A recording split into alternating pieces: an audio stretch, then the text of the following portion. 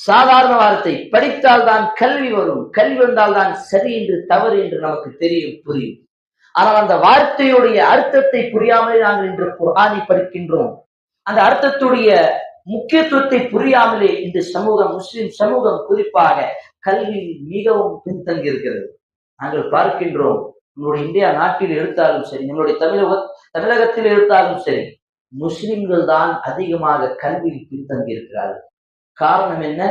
அவர்களுக்கு இந்த உலகத்துடைய முக்கியத்துவம் தான் அதிகமாக இருக்கிறது. கல்வியுடைய முக்கியத்துவம் ஒரு முஸ்லிமுக்கு வந்துவிட்டால் மார்க்க கல்வி, உலக கல்வி இரண்டையும் பிரித்து பார்க்க மாட்டார். அல்லாஹ்வின் தூதர் இப்படி பிரிக்கவில்லை. எப்படி பிரித்தார்கள் கல்வியை? பயன் தரக்கூடிய கல்வியும் பயன் தராத கல்வியும். அல்லாஹ்வின் தூதர் துஆ செய்தார்கள். அல்லாஹும்ம இன்ஃபா, ஒரு துஆ அல்லாஹ்வின் தூதர் கற்றுக் கொடுத்தார்கள். யா அல்லாஹ், எனக்கு பயனளிக்கக்கூடிய கல்வியை கொடு. அல்லாஹும்ம அன்ஃபஅனி பிமா அல்லம்தனி, எனக்கு கற்றுக் கொடுத்ததிலிருந்து நான் அதை பயன்படுத்த வேண்டும், எனக்கு நீ ஹிதாயத்தை, அந்த தௌஃபீகை கொடு. அப்ப இஸ்லாத்தில் பொறுத்தவரை இது மார்க்க கல்வி, இது உலக கல்வி, அப்படி பிரிக்கவில்லை. அப்படி இருந்திருந்தால் குர்ஆனிலே அல்லாஹ் மலையை பற்றி சொல்லியிருக்க மாட்டார். அப்படி இருந்திருந்தால் குர்ஆனிலே இந்த உலகத்தை பற்றி அல்லாஹ் சொல்லியிருக்க மாட்டான். இந்த விலங்குகளை பற்றி அல்லாஹ் சொல்லியிருக்க மாட்டான். இந்த பறவைகளை பற்றி அல்லாஹ் சொல்லியிருக்க மாட்டான். அல்லாஹ் எப்படி அழகாக சொல்கின்றான், அஃபலா யன்துரூன இலல் இப்லி கைஃப குலிகத், இந்த ஒட்டகம் எப்படி படைக்கப்பட்டது என்று உங்களுக்கு தெரியுமா? வ இலஸ் ஸமாஇ கைஃப ருஃபிஅத், இந்த வானம் எப்படி உயர்த்தப்பட்டது என்று உங்களுக்கு தெரியுமா?